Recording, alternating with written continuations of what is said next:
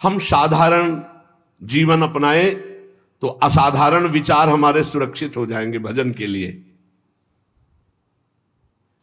यह तो सच्ची बात है।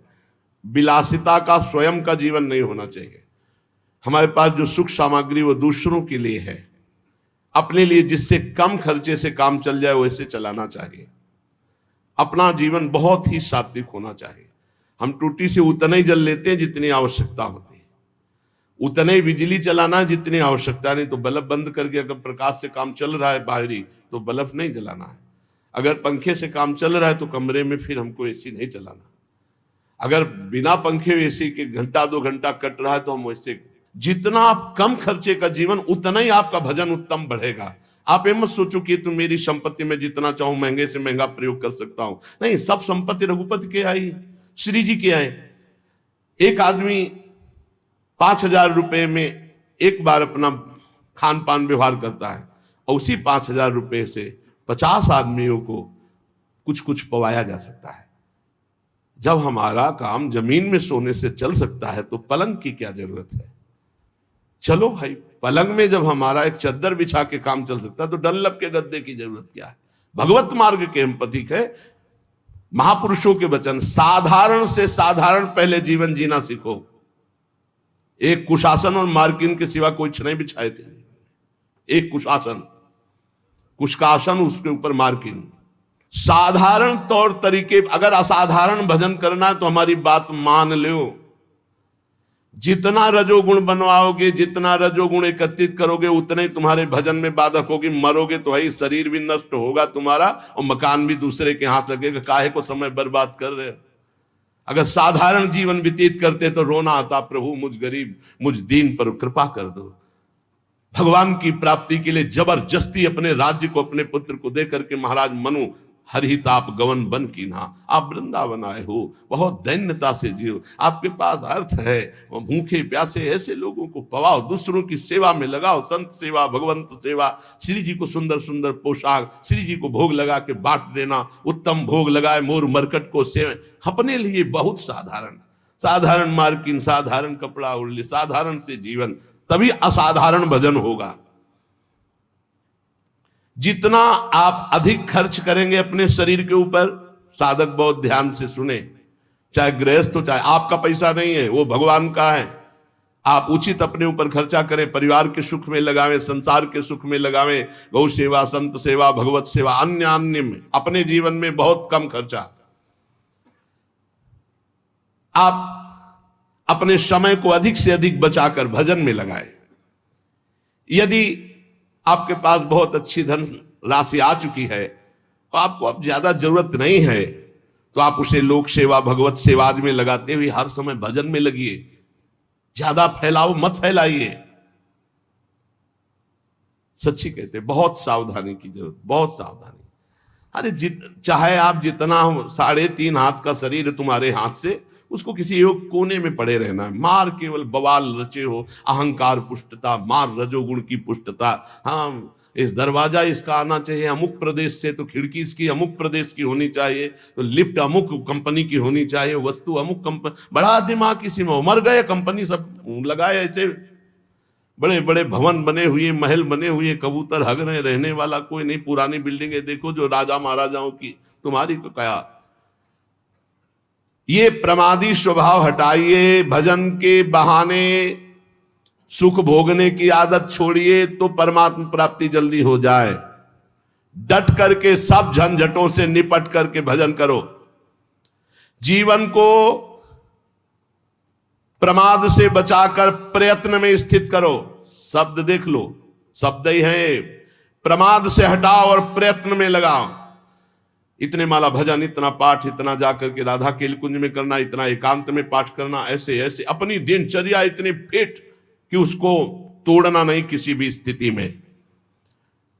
परमात्मा को भुला देने वाले सामग्री, विषयों, इन सबको हटा दो। अभी लगन नहीं लगी, इसलिए जहां तुम्हारा वास है वहां कोई भी ज्यादा भगवत विमुख करने वाली वस्तुएं अच्छी नहीं होनी चाहिए। बात ध्यान रख लो। जहां वास कर रहे हैं पूरे में राधा राधा राधा राधा राधा राधा राधा, गुरुदेव राधा वल्लभ, गुरुदेव राधा वल्लभ, जहां दृष्टि, उनकी पोशाक, उनकी माला, उनके बस एक आसन शयन के लिए, एक आसन बैठने के लिए, बस। आधुनिकता का जितना दर्शन होगा, रजोगुण बढ़ेगा, भजन हटेगा, मान लीजिए। बहुत सावधान रहिए। वृंदावन है, वृंदावन की थोड़ा तो रहनी रखो। राधा राधा राधा राधा। यार कभी ऐसा भी करो ना कि एक टाट बिछा के सो, हाथ की तकिया, रज के पात्र रखे हुए कमरे में, उसमें भोजन प्रसाद पाया, टाट बिछा हुआ है, हाथ की तकिया में सो गए, नहा लिया, अपनी दिनचर्या में कुछ खर्चा नहीं, एक छोटे से पंखे से काम चला लिया। अगर आजकल इतनी बिल्डिंगें बन रही कि वायु बाहर की नहीं मिल, शरीर को जैसे रखो वैसे रहेगा। शरीर को जैसे रखो, वर्षों कभी बिजली नहीं रखी यही हित धाम में कटवा के, जैसे रखो। थोड़ी देर पसीना पसीना, जितनी नींद आनी उठ के बैठ गए, फिर मंत्र जो हमको सोने के लिए है। नींद को जितना आना आ जाए, ना ना ना, राधा राधा, आज नहीं आई तो कल आ जाएगी, कल नहीं तो परसों आ जाएगी। भजन तो हमारा हो रहा है। भगवान का आश्रय समस्त शक्तियों को जागृत कर देता है, भोगों का आश्रय समस्त शक्तियों को ढक देता है। इस बात को समझिए। बहुत दुर्भाग्य है जो हमें सुविधा अच्छी लगे, बहुत दुर्भाग्य है, सच्ची मानिए। अंदर की स्थिति को तुम नहीं जानोगे, बाहर की बातें देखते हो। बड़ा दुर्भाग्य है जब सुविधा में भजन किया जाए, बड़ा सौभाग्य है जब असुविधा में भजन होता है। जो असुविधा में भजन किया महापुरुषों ने, वो सुविधा में, वो तो सुविधा भ्रम है, सुविधा भ्रम है। देखो, पूज्य श्री रघुनाथ दास गोस्वामी जी के पिता ने रसोईया, रुपया, सब व्यवस्था, सेवक जन भेजे कि अब जब जगन्नाथपुरी में ही रहेगा बेटा बाबा जी बन के, तो सारी सुविधाएं। अपने आप वैरागी को कोई शिक्षा नहीं देनी होती। 1-2 दिन भोग बनाया, महाप्रभु चैतन्य देव को पवाया, फिर कहा कि जब हम भगवत मार्ग में चले तो मेरे प्रभु के द्वारा मेरा भरण पोषण होना चाहिए, ये पिता के द्वारा वैभव का नहीं। वापस कर दिया। और जगन्नाथ जी के सिंह पौर पर जो भिक्षुक जन हैं उनके बीच में खड़े हो गए। तो भिक्षुक जनों का तो अभ्यास था, दौड़ दौड़ के आगे लेते, वो गंभीरता से खड़े रहते, जब कोई उनकी तरफ देख कर दे देता तो वही पा लेते, ने रात दिन भजन करते। इस वृत्ति को भी ठीक नहीं समझा। फिर एक अन्य क्षेत्र से थोड़ा अन्य, इस वृत्ति को भी सुविधाजनक समझा। रात्रि में जो प्रसाद फेंक दिया जाता, गौएं भी नहीं पाती, वो उठाकर धोकर फिर पाते, रात दिन नाम जप। महाप्रभु चैतन्य देव जी को जब गोविंद जी के द्वारा पता लगा कि ऐसे रघुनाथ दास जी, तो चुपचाप रात्रि में गए और भोग लगा को पाना ही शुरू किया था कि ऐसे, और कहा इतना स्वादिष्ट अमृत जैसा भोग अकेले अकेले पाता है रघु, मुझको निमंत्रण नहीं दिया। अरे प्रभु आपके लायक नहीं। बोले यही तो अमृत है महाप्रभु। भगवान का आश्रय समस्त शक्तियों को जागृत करता है और भोगों का आश्रय इस समस्त शक्तियों को ढक करके पाप, ताप, संताप उत्पन्न करता है। जो भगवान का आश्रय ले लेता है, भगवान उसके सारे दोषों को अपना दोष मान लेते हैं, सारे उसके अपराधों को स्वयं मिटा देते हैं। भगवान के बल के समान कोई बल नहीं, इसलिए उपासक को अपना बल नहीं, भगवान का बल का भरोसा रहकर निर्भय हो जाना चाहिए। थोड़ी रहनी सुधार लो प्रभु, थोड़ी रहनी सुधार लो, थोड़ा साधारण जीवन जियो तो असाधारण भजन होने लगे। ये सब ठीक नहीं।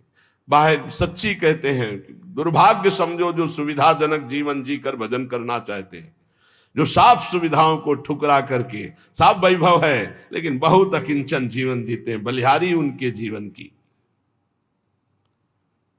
भगवान जितनी रचना रचे उसका प्रतिक्षण परिवर्तन हो रहा है और नाश की तरफ जा रही है। शरीर से लेकर जो भी आप देख रहे हो, गोचर जहां लघु मनुजाई, सबका परिवर्तन हो रहा है, सब नाश की तरफ जा रहा है। ये क्षण ध्वंसी है, किसी भी क्षण में नष्ट हो सकता है। जो तुम देख रहे हो सब यहां का मिलना संतोषजनक नहीं है। यहां व्यक्ति मिल जाना, वस्तु मिल जाना, स्थान मिल जाना, या कोई संतोषजनक नहीं, क्षणिक है, दुखद है। श्री भगवान पर विश्वास करके सर्व प्रकार से उनके ऊपर निर्भर होकर जो भजन करता है वो मंगल को प्राप्त होता है। क्षणभंगुर शरीर का क्या पता कब नाश हो जाए। भगवान की इच्छा से जो कुछ है उसी में संतुष्ट रहो।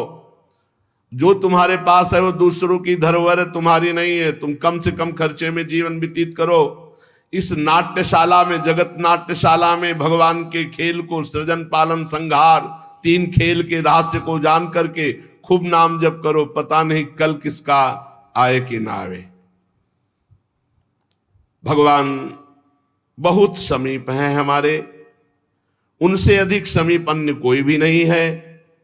उनका जितना चिंतन करोगे, उन्हें जितना अपने समीप देखोगे, उतना ही तुम परम सुखी होने लगोगे और भगवान तुम्हें दिखाई देने लगेंगे कि नजदीक है।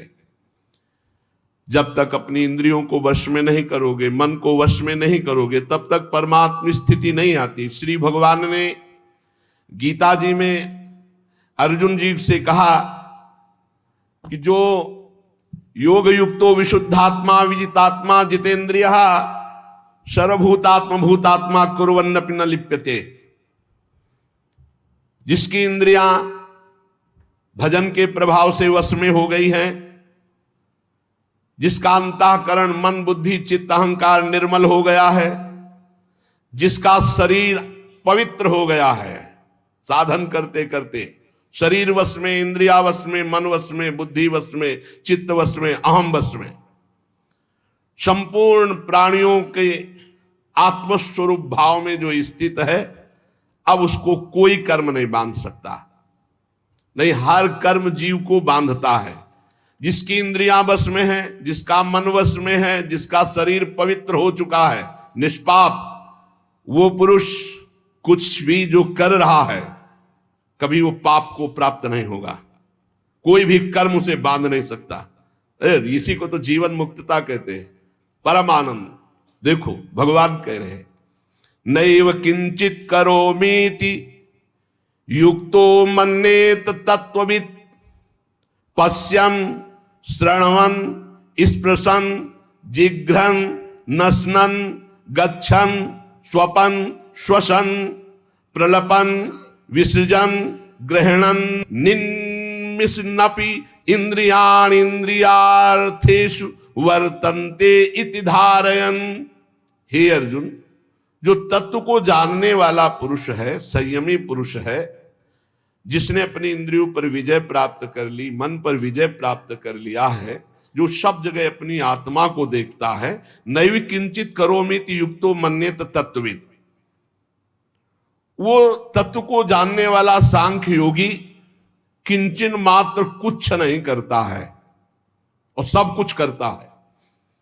पश्यन देखता हुआ, श्रवण सुनता हुआ, स्पृशन छूता हुआ, जिघ्रन सूंघता हुआ, असनन खाता हुआ, गच्छन चलता हुआ, ग्रहणन ग्रहण करता हुआ, प्रलपन बोलता हुआ, विसर्जन मलमूत्र का त्याग करता हुआ, स्वपन सोता हुआ, श्वसन श्वास लेता हुआ, उन्मिशन आंख खोलता हुआ, निमिशन मूंदता हुआ, इंद्रियाणि इंद्रियार्थेषु वर्तन्ते इति धारयन्। उस ज्ञानी महात्मा को पता है कि संपूर्ण इंद्रिया इंद्रियों के विषय में बरत रही हैं। किंचित एवं न करोमि इति मन्येत, मैं स्वयं कुछ भी नहीं कर रहा हूं। बहुत गूढ़ विषय है। पश्यन् श्रवन् स्पृशन् जिघ्रन् नश्नन् गच्छन् स्वपन् श्वसन्, ये सब क्रियाएं हो रही, बड़ा उच्च कोटि की अवस्था। ग्रहणन प्रलपन विसर्जन स्वपन श्वसन उन्मिशन निमिशन अपि इंद्रियाण इंद्रियार्थेषु। सूंघता हुआ, देखता हुआ, खाता हुआ, चलता हुआ, ग्रहण करता हुआ, बोलता हुआ, मलमूत्र का त्याग करता हुआ, सोता हुआ, श्वास लेता हुआ, आंख खोलता हुआ, मूंदता हुआ, संपूर्ण इंद्रियों के विषय में बरतने में कुछ नहीं कर रहा। ऐसे महापुरुष के द्वारा जो भी कुछ होता उसको कुछ नहीं भोगना पड़ता, न पाप न पुण्य। पूरे संसार का संहार हो जाए तो कोई पाप नहीं, पूरे संसार का पुण्य हो जाए तो कोई उसको पुण्य नहीं, क्योंकि वो देख रहा है कि इंद्रियों में बरत रहे, गुणों में बरत रहे हैं, मैं इन सब से विलग हूं। ये स्थिति जीवन मुक्त महापुरुष की होती है,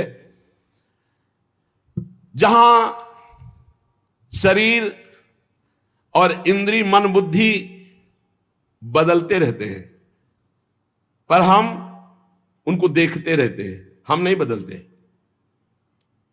शरीर बदला, बाल्यावस्था, जवानी, बुढ़ापा, लेकिन हम वही हैं जो देखने वाले हैं।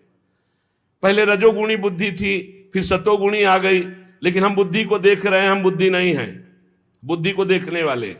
इंद्रियां पहले चंचल थी, फिर शांत हो गई, हम इंद्रियों को देख रहे हैं, दृष्टा है, हम इंद्रिय नहीं हैं। मन को भी हम देखने वाले हैं, हम मन नहीं हैं। स्वयं हम परमात्मा के स्वरूप हैं। जैसे अंश कहा जाता है ना, तो चाहे एक चम्मच गंगा जल हो तो गंगा जल, और चाहे एक बहुत बड़े टैंकर भर के तो गंगा जल, और चाहे पूरी धारा तो गंगा जल। परमात्मा का अंश जीव परमात्मा स्वरूप ही है। पूर्ण परमात्मा का अंश जीव परमात्मा स्वरूप ही, ये बात मान लो। चेतन अमल सहज सुख राशि, बदलने वाले के साथ एक है। संसार बदलने वाला, इंद्रियां बदलने वाली, शरीर बदलने वाला, बुद्धि बदलने वाली, मन बदलने वाला, चित्त बदलने वाला, अहंकार बदलने वाला, लेकिन जो मैं था वही मैं हूं, वही मैं रहूंगा। जिसको ये ज्ञान होता है वो सब कार्य करता हुआ कभी बंधता नहीं है। आप कभी बदलने वाला नहीं है, आप स्पष्ट देख लीजिए, आप कभी बदला नहीं, वो ज्यों का त्यों रहता है। जब आप अपने आप को भूलकर बदलने वाला मान लेते हैं तो आपको जन्म मरण ये होगा, फिर आपको हर कर्म का फल मिलेगा, क्योंकि आप भोक्ता और कर्ता भाव स्वीकार किया। अगर स्वीकार ना करे तो कुछ भी उसको दंड नहीं मिलेगा, किसी भी तरह उसे नहीं भोगना पड़ेगा। यह बात तुम केवल दृढ़ता से मान लो, मानने से ही तुम्हारी मुक्ति हो जाएगी, मानने से ही तुम जान जाओगे, अनुभव हो जाएगा। केवल मेरी बात मान लो। तत्व प्राप्ति किसी साधना से नहीं होती, मानने से होती है। चाहे, ध्यान से सुनिए, चाहे वो कैसा हो, कोई अधिकारी हो या अनाधिकारी, अंतःकरण शुद्ध हो या अशुद्ध, इससे कोई मतलब नहीं, क्योंकि ये तुम हो ही नहीं। और इससे बड़ा कोई ज्ञान से पवित्र कोई तीर्थ नहीं है। अगर तुम भगवत प्राप्ति चाहते हो, तुम्हें भगवत प्राप्ति की लगन है, तो इस बात को समझो, शरीर संसार ये तुम नहीं हो, ये तुमसे अलग है। ऐसा अनुभव होता है। जबान चराना, नेत्र चराना और इंद्रियों की गुलामी में घूम रहे, इसलिए समझ में नहीं आ रहा। ये बहुत बढ़िया बात है। यद्यपि मृषा छूटति कठिनाई, अगर समझ जाओ तो केवल समझने की बात है, कुछ करने की नहीं। भगवत प्राप्ति समझने की बात है। ये बहुत सुंदर बात, इसी को हमने कई बार सत्संग में कहा है। आप अपने अंतःकरण की बात किसी से मत बताइए कि आपको कोई विकार है। जब आपसे कोई पूछे तो मुस्कुरा के उत्तर दो, बहुत सुंदर, बहुत कृपा है ठाकुर जी की, बहुत आनंद है। वो धीरे धीरे अंतरे में भस्म हो जाएंगे। उनकी सत्ता ही नहीं, आप जब सत्ता देते हैं तभी वो आपको परेशान करते हैं। भगवान कहते हैं, मात्रा स्पर्शास्तु कौन्तेय शीतोष्ण सुख दुःखदा आगमा पाइनो अनित्यास्तास्ति तिक्षस्व भारत। ये आने जाने वाले विकार हैं, इनकी सत्ता नहीं है। इनको चुपचाप सह जाओ अंतःकरण में। तुम्हारे में तो आए ही नहीं, अंतःकरण में तन्मयता होने के कारण तुम्हें भास रहा है। तुम में तो कभी कोई विकार हो ही नहीं सकता। तुम तो निर्विकार सच्चिदानंद थे, हो, रहोगे। कभी कोई विकार तुम्हारे को छू ही नहीं सकता, कभी कोई पाप तुम्हें छू ही नहीं सकता। इस शरीर से हुआ, शरीर को भोगना पड़ेगा। तुम शरीर नहीं हो। अब इतना ज्ञान हो जाए तो जीवन मुक्त हो जाए। एक मार्मिक बात है जिसकी तरफ साधक ध्यान नहीं देता, वो ये कि परमात्मा की प्राप्ति करने से नहीं होती, मानने से होती है। और सब करने में लगे, सब करने में लगे। और यहां कह रहे एक साधक इस तरफ ध्यान नहीं देता। परमात्मा की प्राप्ति स्वतः सिद्ध है, करने से नहीं मानने से होती है। मानते करके मान लो या मान के जान लो। जो सत्संग सुनते हैं उनको जो प्राप्त होता है वो 50 वर्ष साधना करने पर भी नहीं। साधक में बहुत अंतर मिलेगा, एक सत्संगी और एक एकांतिक। तो बहुत अंतर होगा। सत्संगी बहुत अपने बचाव पक्ष का जोरदार ज्ञाता होगा। परमात्मा प्राप्ति करने का भाव बाधक है। कैसा? मैं परमात्मा प्राप्ति करूंगा साधना से, बहुत लंबा समय होगा और किसी महापुरुष का जब संग मिलेगा तो तुम मानने पे आ जाओगे तो जान जाओगे। अगर अभी मानने पे आ जाओ तो जल्दी जान जाओगे। हम लोगों के दिमाग में बैठा है कि 10-20 वर्ष कम से कम भजन करेंगे तब अंतःकरण पवित्र होगा, तब हम कुछ जान पाएंगे। तो पक्का 10-20 वर्ष भजन करना पड़ेगा। अगर आपको ये तो जानने की बात है, हमें बताया जा रहा है कि मैं परमात्मा हूं, मेरे में कभी विकार होते ही नहीं। तो जब अंतःकरण विकार युक्त है तो दृष्टा भाव से देख रहा, मेरे में तो विकार है नहीं, मैं तो सुना हूं, निर्विकार हूं, बहुत शांति मिलेगी। उसी समय वो विकार नष्ट होने लगेंगे। बड़ा बड़ा जप अनुष्ठान, ध्यान अनुष्ठान, ये सब जो करके प्राप्त करने के बहुत लंबा समय लगेगा। करने से कर्तृत्व भाव पुष्ट होता है। कर्तृत्व भाव आने से व्यक्तित्व भाव होता है। और व्यक्तित्व में ही सारे प्रकृति के विकार जुड़े हुए हैं, उसी में फिर वो रच पच जाता है। बड़ा सूक्ष्म विषय, क्योंकि ये पूर्व का है इसलिए बहुत आनंददायक है। शरीर से तदात्म कर्तृत्व भाव से हुआ है। निर्लिप्तता का अनुभव करना ही है, चाहे जिस मार्ग से करो, कर्म योग से, भक्ति योग से, ज्ञान योग से। इसलिए क्रिया की मुख्यता साधक में रहती है भगवत प्राप्ति का। तो आप बोलो क्या करूं? क्रिया की मुख्यता रहती है। आप बोलो मैं क्या करूं? मैं ये करता हूं, मैं ये करता हूं, मैं इतना पाठ करता हूं, मैं ये करता हूं, ये करता हूं। किसको लेके बोल रहे हो? वाकेंद्री से पाठ कर रहे हो, शरीर से सेवाएं कर रहे हो, चेष्टाएं कर रहे हो, लेकिन तुम तो इससे अलग हो ना। इतना ज्ञान है कि नहीं? अगर इतना ज्ञान नहीं तो सब कुछ अहंकार की धारा में हो रहा, वो शुभ कर्म के अंतर्गत आ जाएगा। जब अहम की धारा शरीर से जुड़ जाती तो भाषा बदल जाती है। सुनना भाषा, पहचान लेना। मैं करता हूं, मैं खाता हूं, मैं पीता हूं, मैं बोलता हूं, मैं चिंतन करता हूं, मैं निष्कामी हूं, मैं कामी हूं, मैं क्रोधी हूं, मैं क्षमावान हूं। मैं के आगे जितना जुड़ गया वो सब प्रकृति राज्य। क्रिया होती शरीर से, वो मान रहा मैंने किया। हर इंद्रियां क्रिया कर रही हो, हमारी इंद्रियों के कर्ता बने बैठे हैं। काम क्रोध आ रहे हैं, अंतःकरण में मान रहे हम अपने में। इसीलिए जीवन मुक्त होना कठिन कहा गया है, क्योंकि सोचते कुछ करके जीवन मुक्त होंगे। जो करोगे जीवन मुक्तता जो है उसी को ढकने वाली बन जाएगी। इसलिए महापुरुष अकर्ता होते हैं, अचाह होते हैं, पूर्ण काम होते हैं। बोले साधना करते करते हो गए? नहीं, हमारा स्वरूप ही पूर्ण काम है, सिद्ध है। चाहे अभी मान लो, चाहे 50 वर्ष साधना करने के बाद मान लेना। नैव तस्य कृतेदार्थो ना कृते नेह कश्चन।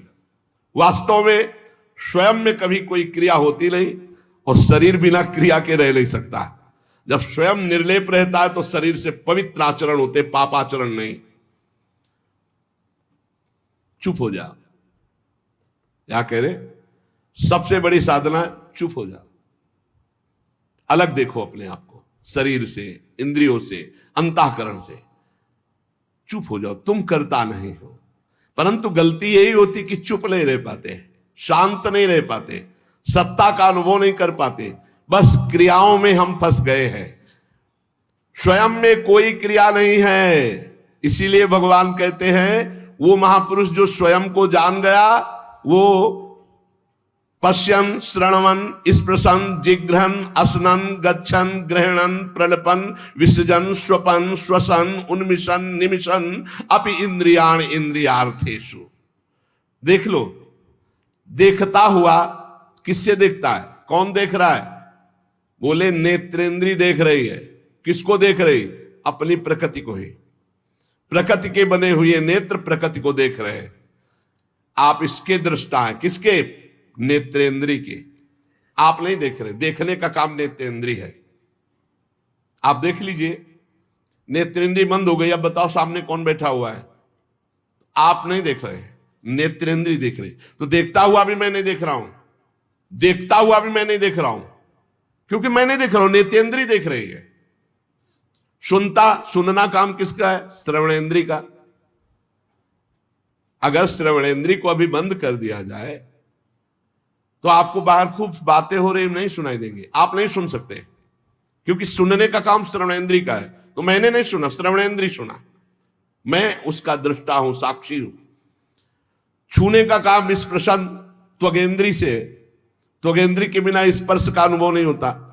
जिघ्रन सूंघने का काम घ्राणेंद्री, असनन खाने का स्वाद लेने का काम रसेंद्री, गच्छन चलने का काम कर्मेंद्रियों में चरण, ग्रहण करने का काम हस्तेंद्री, प्रलपन बोलने का काम वाकेंद्री, मलमूत्र त्याग करने का गुदाएंद्री, स्वपन सो रहा है, श्वास ले रहा है, आंख खोल रहा है, मूंद रहा है, संपूर्ण इंद्रियां सब इंद्रियों में बरत रहे, इसको मैं जानने वाला हूं। लेकिन मैं देखता सुनता खाता पीता नहीं हूं। खाने पीने का काम प्राणों का है, प्राण पोषण। मैं प्राण थोड़ी हूं, मैं तो आत्म तत्व हूं, भगवत स्वरूप ईश्वर का अंश हूं। ये ज्ञान जिसको हो गया तो कह रहे किंचन मात्र कभी कोई उसके ऊपर बंधन नहीं रहता, सिद्ध महापुरुष के ऊपर कोई। इसीलिए सुधानिधि में भी ये लिखा है कि जो महापुरुष राधा वल्लभ लाल के रहस्य मार्ग में प्रविष्ट हो चुका है, देहातीत भाव, अब वो चाहे विषय ग्रहण करे या त्याग कर दे, बहिर्मुख पुरुषों के पास बैठे हो, एकांत बैठे हो, कैसी भी स्थिति में रहे, उसे कोई नहीं फंसा सकता। विषयान ग्रहणंतु मुंचंतु वा कैर्वा भाव रहस्य पारंगमति श्री आदि का प्रेसा, एक स्थिति है। नैव किंचित करोमि, इसका तात्पर्य नहीं है कि वर्तमान में वो कुछ शरीर से उसकी क्रिया नहीं, शरीर से क्रिया हो रही पर कर्तृत्व भाव नहीं, कर्ता भाव नहीं। इसको बहुत सरल ढंग में निपटा सकते हो अपने लोग।